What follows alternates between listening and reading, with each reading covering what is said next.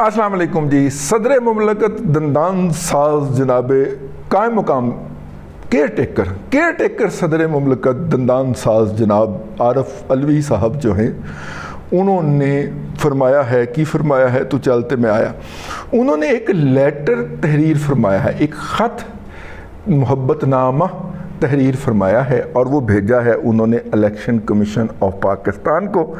और election commission of Pakistan को उन्होंने सजेस्ट फरमाया है कि सजेस्ट किया है, रिकमेंड किया है, लेकिन उसकी ख़बर क्या बनाई गई है उसकी तरफ हम आते हैं, अभी उनको चित्रौल करते हैं।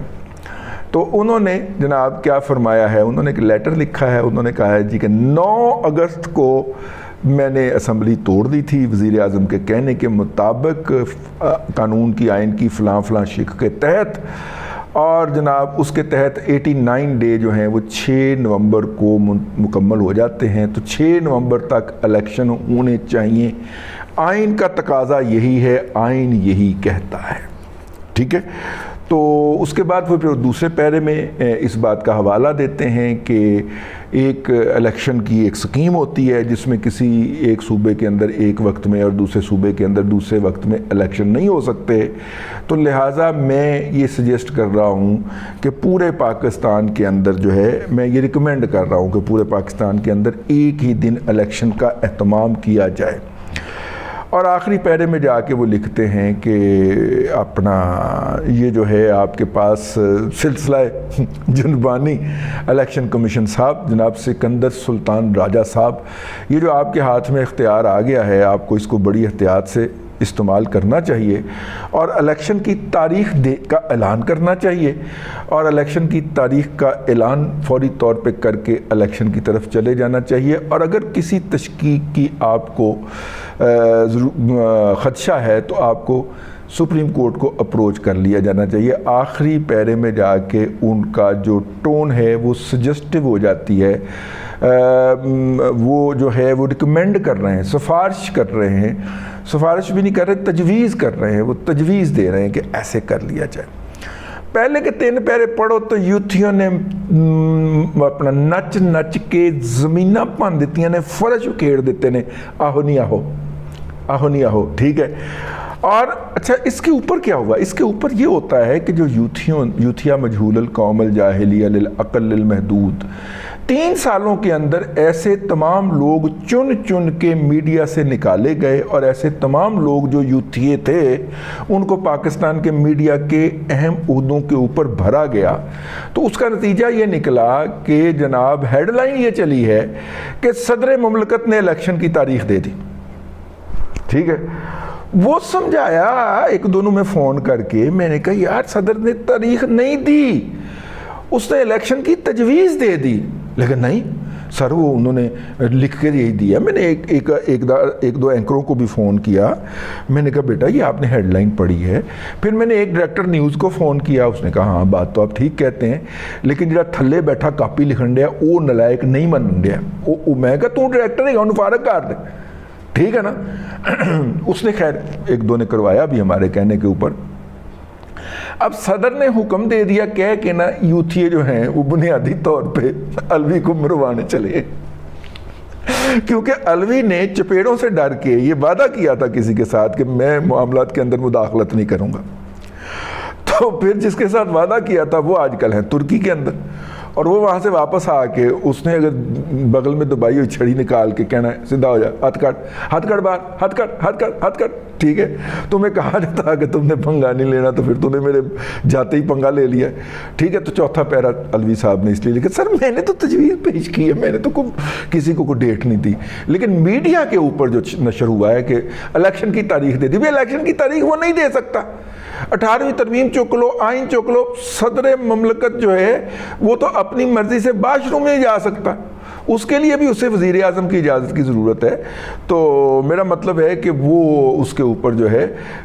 छड़ियाँ पड़ सकती हैं, तो इसलिए उसने कहा कि जनाब आप सुप्रीम कोर्ट से रजू कर लें।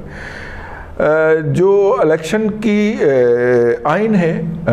जो आइन है वो ये सजेस्ट करता है पूरी तरह से कि इलेक्शन 90 डेज़ के अंदर होने चाहिए, لیکن یہ آئین اس وقت بھی وہیں تھا جب 2022 کے جنوری میں 20 جنوری کو میرا خیال ہے یہ 22 جنوری کو عمران احمد خان نیازی صاحب نے کونسل آف کامن انٹرسٹ کی میٹنگ بلائی تھی اور کہا تھا کہ جو ہونے لگی ہے اگلے سال ہوگی وہ کیا اس کو کہتے ہیں مردم شماری ہے،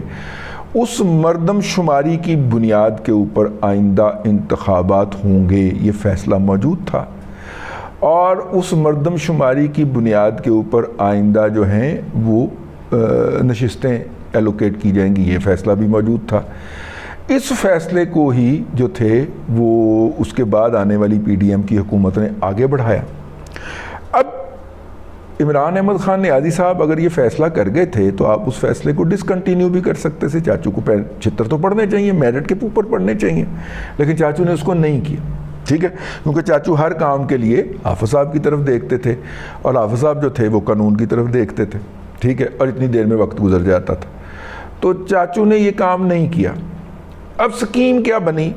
سکیم یہ بنی کہ جناب جس طرح کے وہ فیصلہ کر گئے ہیں اس کے مطابق کر لیں، اور یوں کرنے سے کہ اگر ہم نے سیٹوں کی جو ایلوکیشن ہے صوبوں کے لیے وہ تبدیل نہیں کرنی، کیونکہ اس کے لیے آئینی ترمیم چاہیے، اور آئینی ترمیم کے لیے تو اسمبلی تھی ہی نہیں، اس کے اندر 2/3 اکثریت تو بیٹھی ہی نہیں ہوئی تھی تمام تر چلتر کرنے کے باوجود، تو اس لیے یہ اگلی اسمبلی پہ چھوڑ دیے جائے۔ لیکن عمران احمد خان نیازی کی خواہش کے اوپر جو مختلف کانسٹیچوئنسیز کا بھرتا نکالا گیا تھا کہ ایک ضلع کے ووٹ دوسرے ضلع میں ڈال دیے گئے تھے تاکہ فلانے کینڈیڈیٹ کو ہرایا جا سکے، اور اس کے لیے باقاعدہ ہوم ورک تھا جناب جنرل فیض حمید صاحب کا،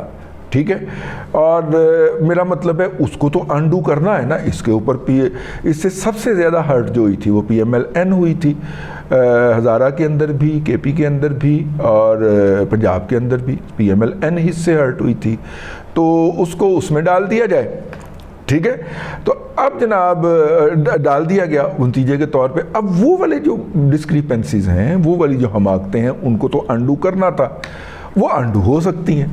اس کو انڈو کرنے کے اوپر جب لگے تو پی ٹی آئی کو نظر آ گیا کہ یہ انہوں نے ہماری جو چوریاں ڈکیتیاں جو ہم نے برودی سرنگیں لگائی ہوئی ہیں،